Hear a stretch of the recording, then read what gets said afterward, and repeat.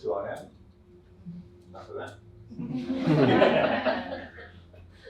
that. So just very, very briefly and broadly, this is how animals are used in science. I mean, I'm grossly simplifying. So the good news is with education and training. I think Professor Andrew Knight spoke about that. Unfortunately, it's really a minuscule amount of the total of the 3 to 4 million animals used in the UK every year.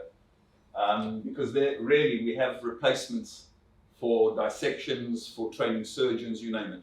So that is a real success story, folks. Then we come to regulatory requirements, which is quite a big chunk.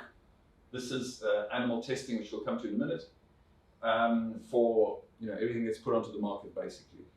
And then the rest is basic and applied research, which is what takes place in universities and research institutions. Now, how do animal experiments impact our lives?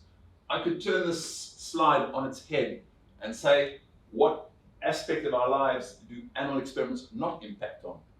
Okay, everything. I mean, just think about it. All the drugs, pharmaceutical drugs that people take have been tested on at least 2 animal species, a rodent and a non-rodent species.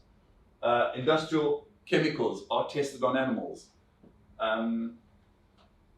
Products, authorization for marketing of products that may have an impact on the environment, like pesticides, have to be tested on earthworms, water fleas, zebrafish, and if you want to know what impact it will have on mammals, well, test a rat.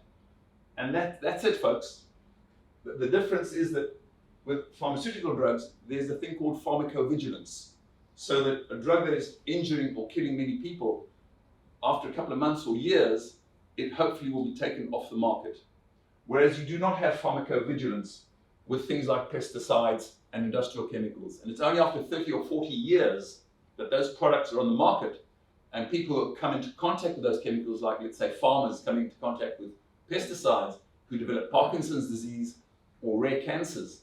And once you join the dots, only then. But I mean, that substance, that chemical, has been on the market for 30 to 40 years. So you can imagine the damage it's done to human health, to wild animals, to the environment. And then even, your recommended dietary allowance, RDA, is probably been based on rat data, even today. So, what aspect of your life is not impacted on by animal experiments? If we're talking pharmaceutical drugs, the regulatory requirement for animal testing is 75 years old. So we have to go back to the Nuremberg trial in Germany in 1946, the doctors' trial.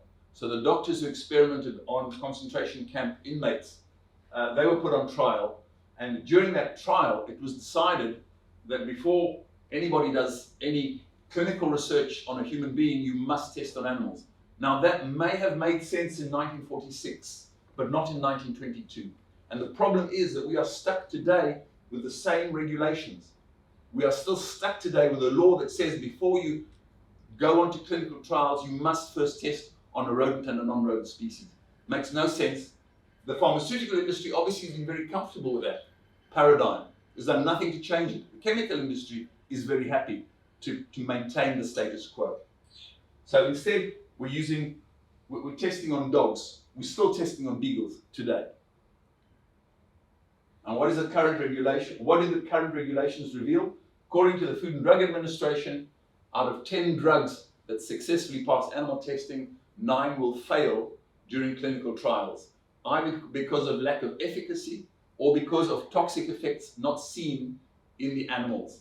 Now, if you take only the toxicity, you ignore the efficacy, the level of prediction, if I can use that word, of the animal testing is about the same as flipping a coin. It's about 50%.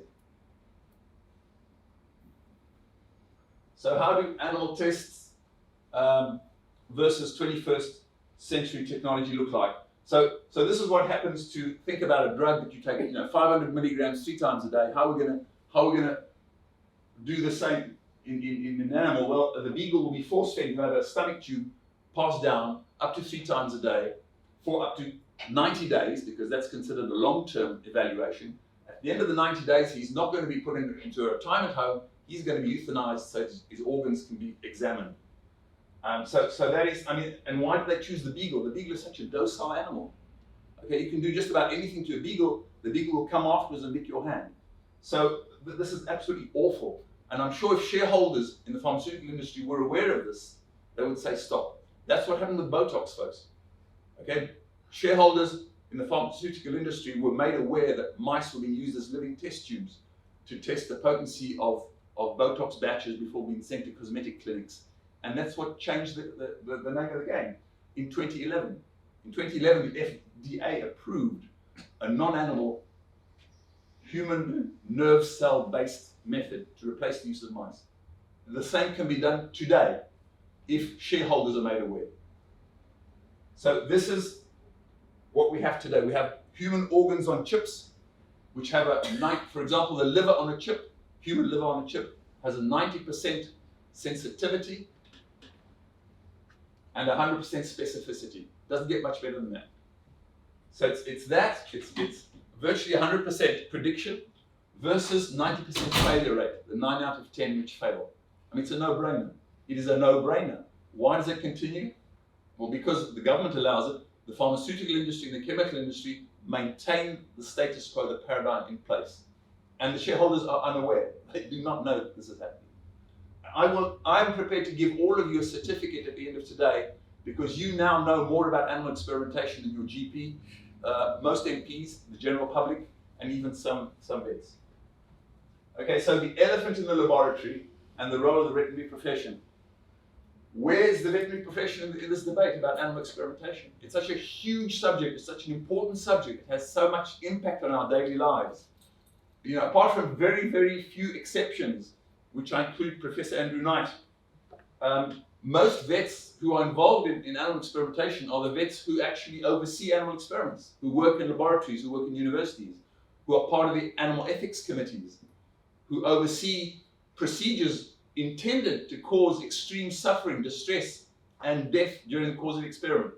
So this is a huge elephant in the laboratory. You know, where has the veterinary profession been all this time? Why are there no vets on animal ethics committees? I'm talking about vets who are, say, retired, or vets who belong to the PVA, for example. Oh no, we can't have that because we might have a difference of opinion between the institutional vet and the other vet. We can't have a difference of opinion. So a good place to start, folks, I suggest, is with the Early Day Motion 278, which calls for a public scientific hearing on animal experiments. The last thing animal researchers want is an in-depth discussion.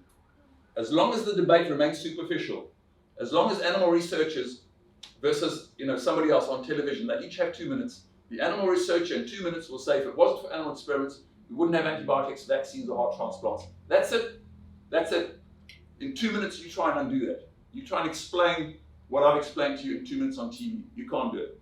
And so what animal researchers do not want is an in-depth debate. And this is what EDM 278 calls for. Thank you for your attention.